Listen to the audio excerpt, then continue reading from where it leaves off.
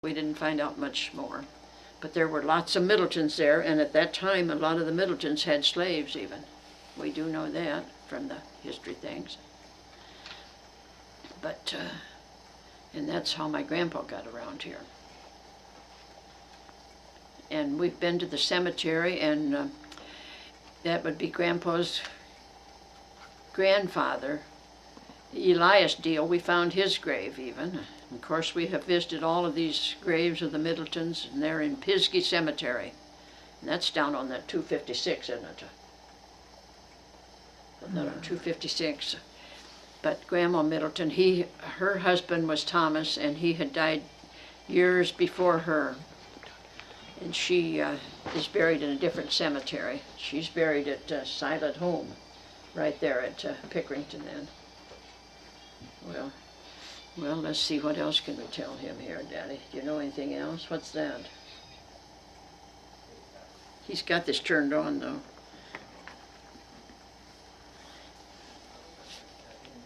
Wait, and what is that? Can I read something from that? Well... What is it? What is it? He's got this thing running. Well, okay, there's... What is it? Some about...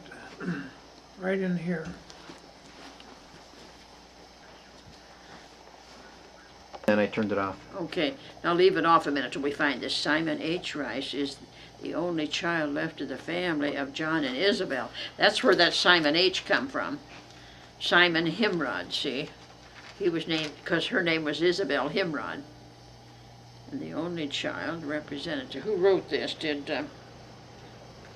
What's this here? George, Rhoda A. I know Rhodey Wooldridge. A widow, and you know, that's too bad that you can't read this. Simon Rice's family are Elizabeth and Nettie, Aunt Liv and Nat, yes, Aunt Liv. Both are single. Zelma married George Middleton, and Elmer is married to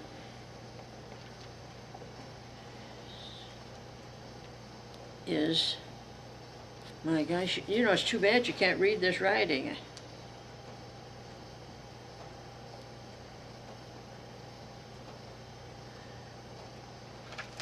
He's married, and he lives, what about his sisters live in the... It'd be nice if somebody could write this up and so you could read it. Mrs. Mabel Rice Snip. Dear Madam, yours. Michael Rice was born in Germany, he said. Well, now they're not sure of that. He was real young when he went to the war. I don't know if he was 16 or not. Well, I'm inclined to kind of believe that because Germany shipped a whole bunch of young fellows over here, the Hessians. Oh, yeah. And in some of the older papers, his name was spelled R-E-I-S, which is the German way of spelling rice. Here's your certificate for the DAR. Mm-hmm. I wonder why I didn't put that in my book of the DAR things. Well, this might be a copy. I suppose. Here's the discharge. Oh, I didn't say anything about my grandpa and Grandma Gray.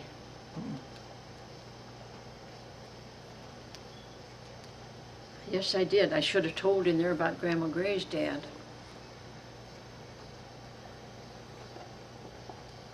Well, what about Grandma Gray's dad? My Grandma Gray was Ella Jane Doran, and her dad was Andrew Jackson Doran, and her mother Lucy Doran. But Grandma was born in Riga, Michigan, and her dad had joined the Civil War. He came to Columbus, Ohio, and joined up. And I've got his discharge in here, in my book. He followed General Sherman, William Tecumseh Sherman, and they were on the march to Atlanta. He was in 7 battles. And I got all of them on this. Can you read all those, Wayton? Can you read the battles? Read the battles he was in. But he was with Sherman.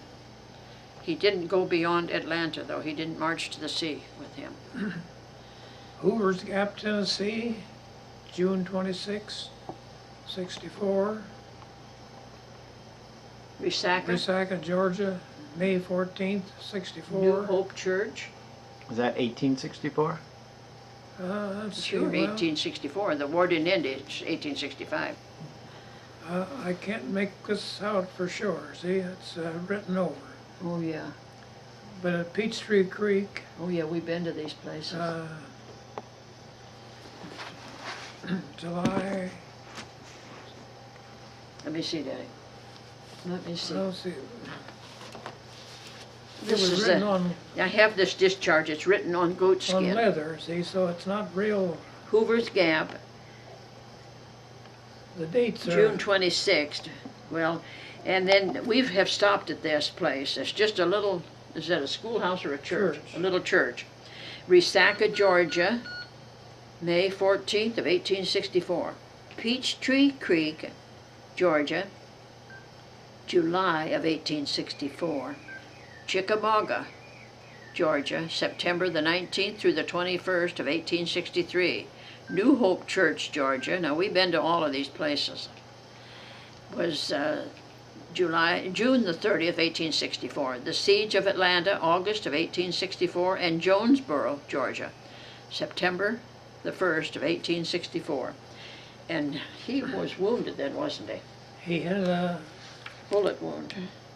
bullet in his liver Gosh. or kidney or something like that, which caused his death. He died when he was 37 years old. 35. 35.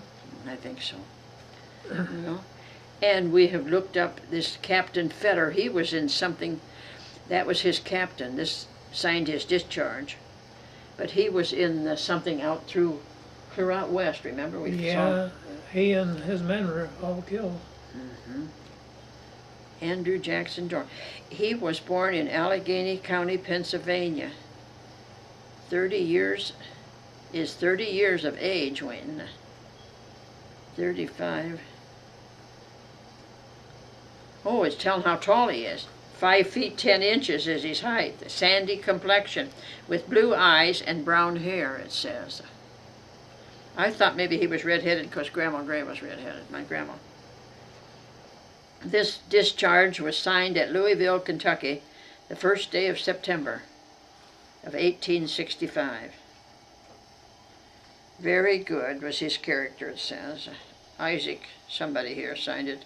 Part of it's kind of, but somebody had carried this in their pocket or in an envelope, and it's all had been folded, so it's kind of in bad shape. See, this Jonesboro probably was on the march to the sea, you know. Yeah, that was farther south. That's south of Atlanta, Jonesboro. And you know how Well, we people- stopped there. That's where that stuff is about, Gone with the Wind. But you know how everybody is. Well, I put enough on there. He may have told them that they been to other places and said, oh, we got enough up there. You know how it might be. Yeah. Well, anyway, we have visited Grandpa Gray's. Well, we visited with some of the people, and they wanted us to come back. We were down there in York County, Pennsylvania one time, and we visited some of their Grandpa Gray's people's graves. Yeah, I've got quite a few pictures of those. We've been to lots of cemeteries. Well, better shut it off now, I think. Okay. Well.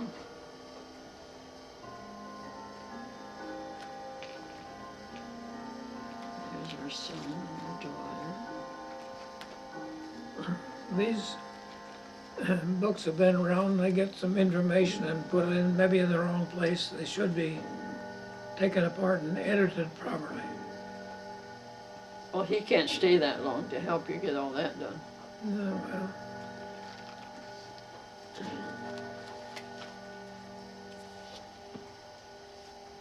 I want to read some of this stuff here. Wait and hey, turn that down. This is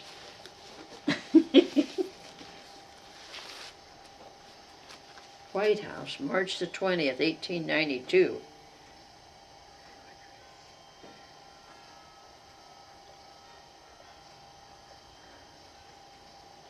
I had a letter, some places what I was thinking about was what she had written to Andrew Jackson when he was in the war. I had some letters. Here's my Grandpa and Grandma Gray's wedding picture. We think that is what it is, I'm pretty sure. No, I think. Oh, now here. Oh, here's a letter that Grandma Gray's mother had written to her. Dear daughter Ella. They, instead of a capital I for I, they just wrote an I like this. But at least they could write. I promised to write to you, but she's got a cold. Due to sinus, I think she says. Came home. I have not felt well since. I was to Toledo. It is awful warm. I can't hardly stand it. I looked for you last Sunday, but you didn't come. I have not. She hasn't had a letter since you went. This is her writing, but at least she could write. Anyway, she signed it.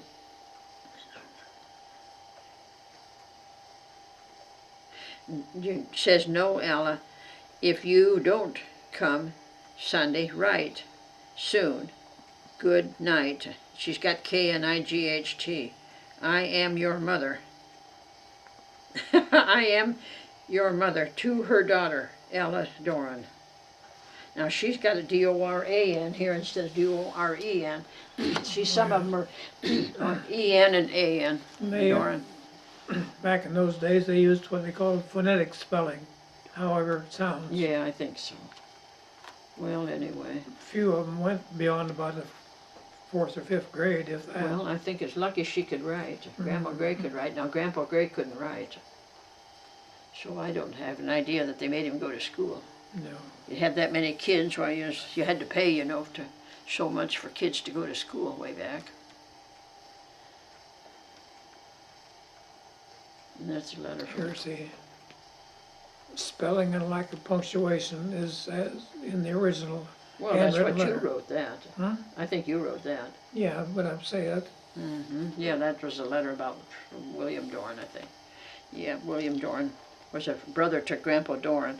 They had a big family, and one time some woman, did she email us or call here? And I haven't heard from that woman for years, and wait. Probably passed on by now. Oh, no, my lord, she was just some kid. Oh, I don't think so.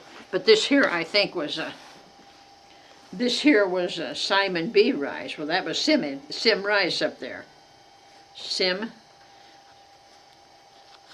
Rice wrote this, and he could have wrote better than that. But see, it's a copy of it. I give you the sons and daughters of Michael Rice.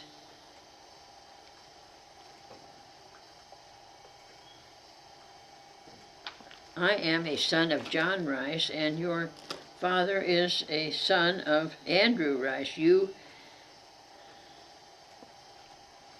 something about, note that they are brothers, and my brothers,